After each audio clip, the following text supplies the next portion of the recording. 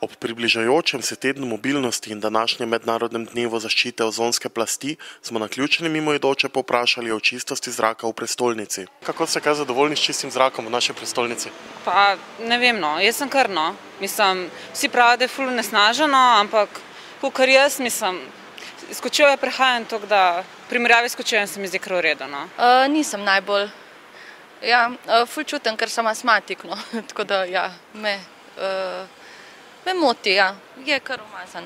Lahko bi bilo boljše, lahko bi bilo bolj čisto.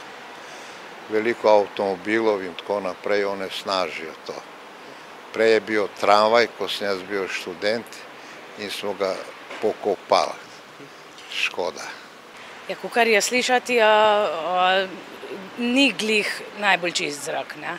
Jaz pa celo iz Zasavja prihajam, tam je pa še slabi, ne. Slab je, ne, zrak, seveda, samo največ tujcev onesnažujejo, ne naši ljudje, tako se vozijo.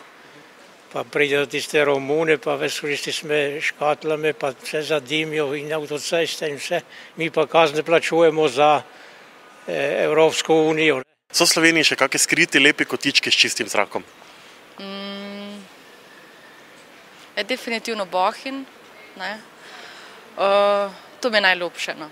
Čist zrak, Bled, Biseral, morje in tako naprej. Gor, Notranjska, Snežnik, pa tu gor, Lejska dolina. Najrajši gremo v Kočevje, v gozd, ne vem, to se mi zdi še čist pravo, no. Drugače pa se mi ne zdi zaenkrat, če je to hudo, kakor pravijo, no. Hribe. Ja, nad 1000 metrov, ne.